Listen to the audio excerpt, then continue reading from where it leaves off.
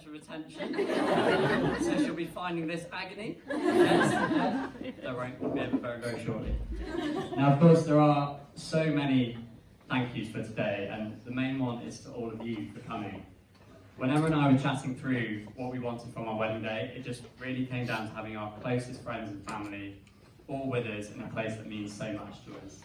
So thank you for all of you for travelling to this far tip of life. To those that have flown in from overseas, to those that have cut short honeymoons, we honestly do appreciate it so much. Thank yous. A massive thank you, of course, goes to Ian. Without Ian, none, and I mean none, of today would have been possible. So thank you, Ian. You are such a great support to Emma and I in Edinburgh. You're always there when needed. And there are so many touches around the venue that are all down to Ian. All the flowers on the way in are all down to you. Grown in the greenhouse, over the winter. And so many other countless things that I couldn't even mention in one go. So thank you, Ian, and thank you for your kind words. To my mother-in-law, you two have been such a great help to Emma and I for today. There have been thousands of touches around the venue which are down to you, and knowing that you had them covered so that Emma and I didn't have to think about them means so much to us. So thank you, we really couldn't have done it without you.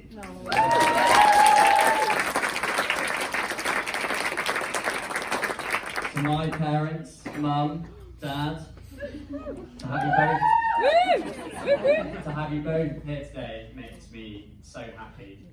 You gave me so many opportunities growing up and sacrificed so much so that I could be who I am standing here. So thank you.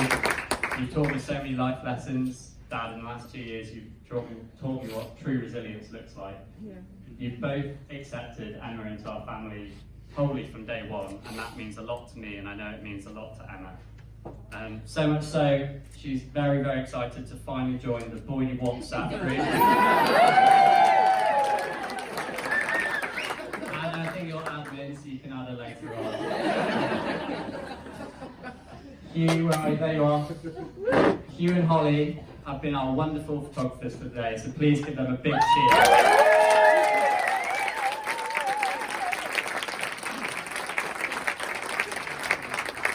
You are so good at what you do, and there's nobody else we'd rather have behind the lens. You've worked so hard today, and you've put Emma and I completely at ease. It wasn't that easy on a pretty cold and windy West Sands beach about 2.5 hours ago. Yeah, exactly. So thank you for everything. It means a lot. Now, Hugh's had a very busy day as best man as well. You really are a brilliant brother to me. I'm so very proud to have you as my best man. Thank you both.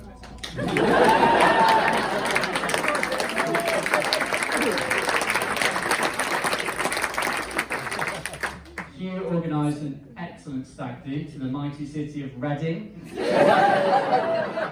And he did very well, given it was entirely based around golf. A sport which he does not play and takes absolutely no interest in.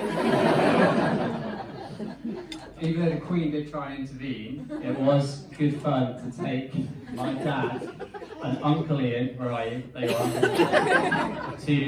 We're both in our 60s, to Pop World Reading. And Ian was particularly pleased to still get ID despite his lack of hair. Sorry. But Hugh, thank you for all your work today. It's been, you've done so much. So. Anytime. So thank you. A thank you to Emma's beautiful bridesmaids, Charlotte. They too have put in so much work today. Thank you for setting up the venue with us yesterday. We couldn't have done it without you. You organised a fab hen do for Emma back in October, and she was so pleased to have her friends together for the weekend, and you were just smiling from ear to ear when you got back, just looking at all the photographs, reminiscing over all the laughs you've had. So thank you for doing that for her. There are, yes, thank you.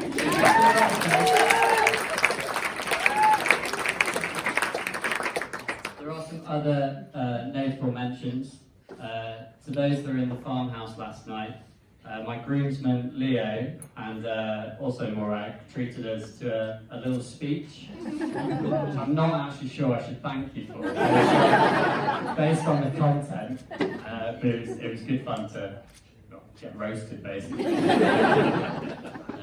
Notable mentions as well to Kerry for making cake. Kerry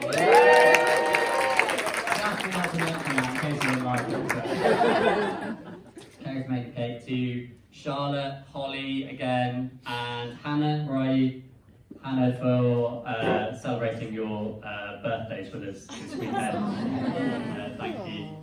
And a mention to those that couldn't make it today, friends Mike, Josie, Emily and Karen, who are either travelling the world or looking after little ones down under. I'd like to take a moment to remember those that are no longer with us. My great uncle Eric, Emma's grandparents, and my grandparents, Peggy, Gran and Papa.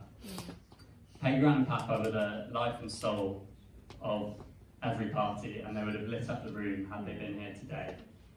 I think it will have meant a lot to them, and to my grandmother especially.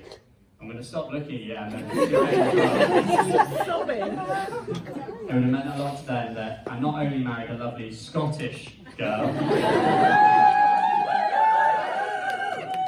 I also, that we did so in St Andrews. Yeah. Peggy Gran's university town, Papa's university town, and just down the road from where they grew up in Cooper. Yeah. My grandmother was an amazing woman. She was beautiful, intelligent, headstrong. She attained a law degree in her 40s. She could fly fish, she could play golf. And she could drink whiskey better than anyone else in this room. She was the Boyd family matriarch, and we miss her an incredible amount, and my grandfather. So please, raise a glass to them and to all those that are no longer with us. Yes.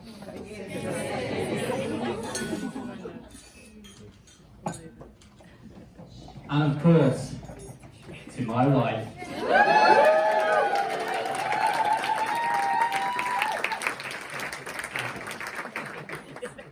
Emma and I were actually born in the same hospital, about 6 weeks apart, and for the first 7 months of our lives we lived about 5 minutes apart from one another.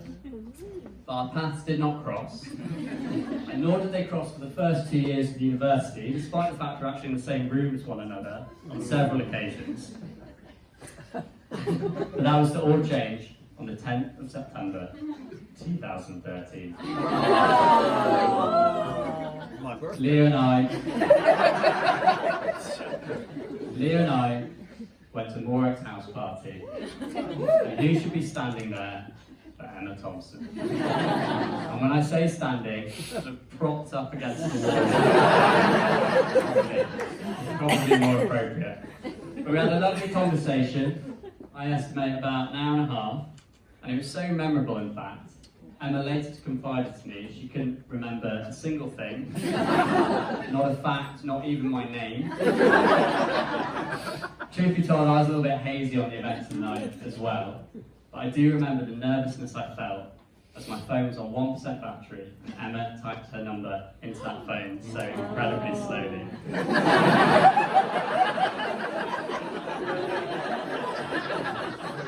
But I got the number, reintroduced myself over text, and we had our first date in the central bar, about 100 yards away from the chapel today. Now, Morag really is essential to this story. It's about 6 weeks into seeing Emma, Morag confronted me and said, "When are you going to ask Emma out?" I stumbled on my words and said something along the lines of, "It's going really well, I don't want to jinx it." And Morag, before I could even finish my sentence, cut across me and said, "Well, you better ask her out soon, otherwise she'll think you're not interested." Now, as Cammy knows, when Morag tells you to do something, you do it.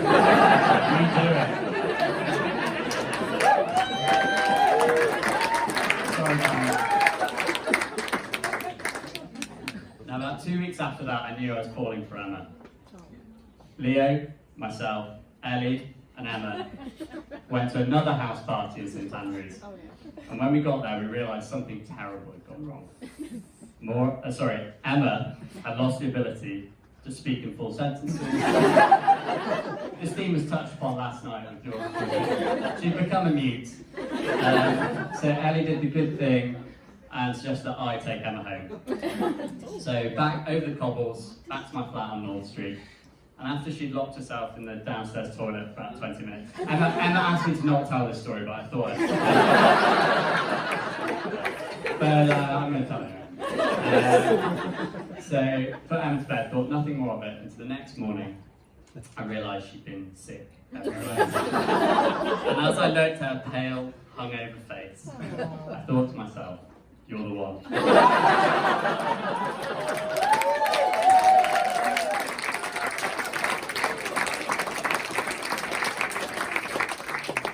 I really did know early on though that I was totally in love with you. Aww. Those years we spent together in St Andrews were the best of my life because I got to spend them all with you.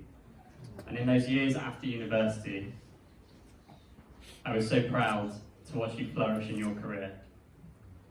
Your 3 degrees, your senior management position at 28, you really can achieve anything you put your mind to. Now, we did decide 5 years into our relationship it might be better if I went and lived 400 miles away. But that decision to me, I think, shows how much our future together was worth, that we were willing to make such difficult choices for that future. And in those years, even though there was physical distance between us, I know that we grew stronger and we've created an amazing life for one another in Edinburgh.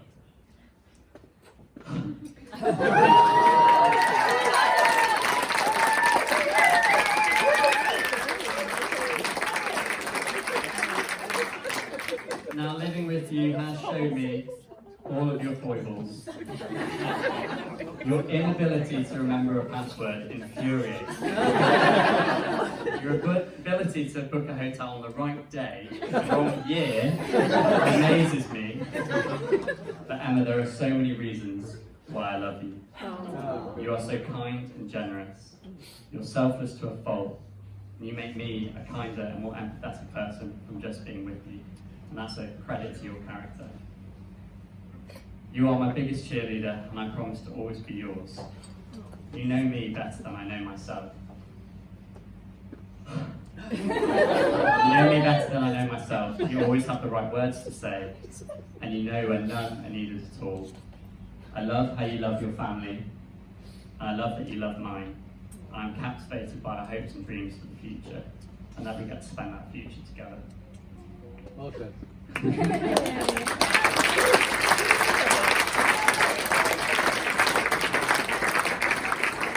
You, Emma, are my strength. When my dad was ill, you dropped everything to come and live in a cottage in Nottinghamshire for 2 months. And the fact that you're willing to teach 5-year-olds over Zoom from a freezing office/cupboard for 2 months is a pretty big sign of love in my book. Today has been a long time in the making. Nearly 10 years, nearly a third of our lives. A life that will always involve St Andrews in one way or another. You've laced those 3 streets and 2 beaches with enough memories to last me a lifetime. And today, we added the most special memory of all. Today I married the woman I love and will always love. And I'm forever grateful our paths crossed.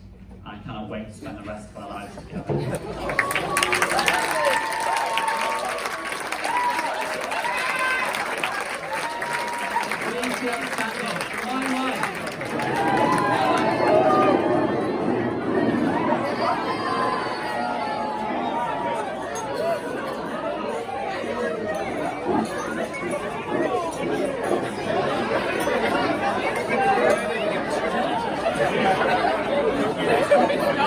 Who's thinking?